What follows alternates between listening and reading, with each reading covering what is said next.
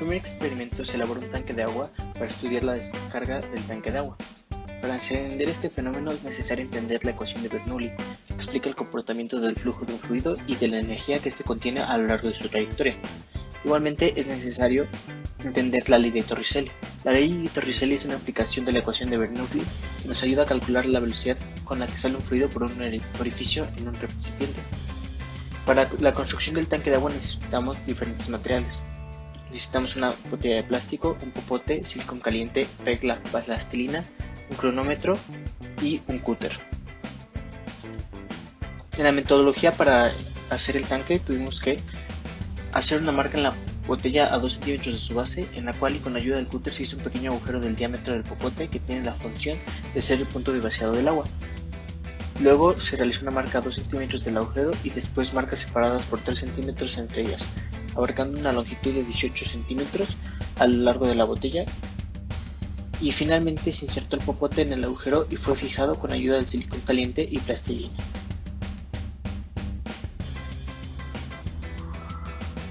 El experimento 1 consistió en registrar el tiempo en el que se vaciaba un tanque de agua desde diferentes alturas. El agua salía por medio de un popote de descarga que fue instalado en el tubo, como se mencionó antes. Las mediciones que tomamos como parte de este primer experimento fueron: 1. El diámetro del tanque, 2. La altura del tanque, 3. El diámetro del orificio de descarga y 4. La altura del orificio con respecto a la base. Estas medidas se calcularon 7 veces y se estudió la manera en la que varían. También se calcularon 6 tiempos diferentes para cada una de las alturas marcadas en el tanque, es decir, se calculó el tiempo en el que se vació el tanque 6 veces por altura. Las alturas fueron desde 0 hasta 18 centímetros divididas en intervalos de 3 centímetros. Al final contábamos con 36 tiempos. Después, se analizaron estos datos y se obtuvieron las incertidumbres y las incertidumbres totales para cada uno de los grupos de ellos, tanto de los tiempos como de las dimensiones del tanque. La incertidumbre fue la misma para todas las mediciones, debido a que esta constaba en el error del instrumento de medición, es decir, más menos 1 milímetro. Aplicaba para todas menos para el volumen, debido a que el volumen no es una medición directa. La que varió fue la incertidumbre total. Esta se calculó con el promedio de cada conjunto de datos más menos su desviación estándar. Posteriormente se pedía calcular las áreas, tanto del tanque como del orificio de descarga y sus respectivas incertidumbres. Se calcularon las áreas con la fórmula del área del círculo, que es pi por radio al cuadrado, y sus incertidumbres con el porcentaje de error del diámetro, que en este caso es la medición directa que corresponde al área. En cuanto a los datos de tiempo, para obtener la incertidumbre se realizó el mismo procedimiento. Se calcularon las respectivas medias y su desviación estándar. Finalmente se graficó la altura contra sus respectivos tiempos y concluimos en que estos tienen una relación lineal en la que la velocidad de descarga es de menos 14.71 centímetros por segundo, es decir, la pendiente de la ecuación, y la aceleración es de 108.02 centímetros sobre segundo al cuadrado, es decir, la ordenada al origen de dicha ecuación.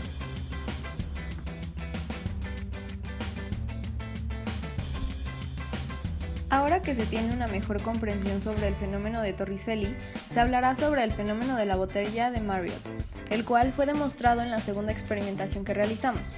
La botella de Marriott consiste en un dispositivo con la función de conseguir una velocidad de derrame de líquido y un gas.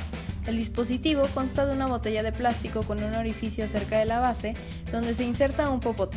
Además, en la parte superior del tapón de la botella también se debe insertar un tubo recto y vertical que permite el aislamiento del sistema, siendo las únicas fuentes de intercambio los tubos en la botella. En este fenómeno también se tiene contemplado el gasto, el cual es la relación que hay entre el volumen de un líquido que fluye por un conducto y el tiempo que tarda en fluir, y se determina a partir del producto entre la velocidad y el área.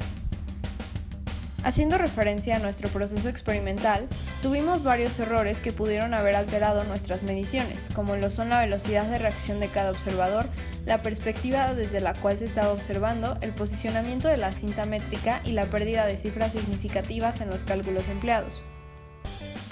Estos errores se ven reflejados en la desviación estándar de cada grupo de datos y posteriormente en las magnitudes compuestas que ocupan estos datos como base, como por ejemplo el área y el volumen de la botella. Esta es una muy buena demostración sobre cómo afecta la propagación de errores a los datos reportados en una experimentación, lo que invita a tomar siempre en cuenta los diferentes errores que pueden presentarse para corregirlos y obtener datos más fiables.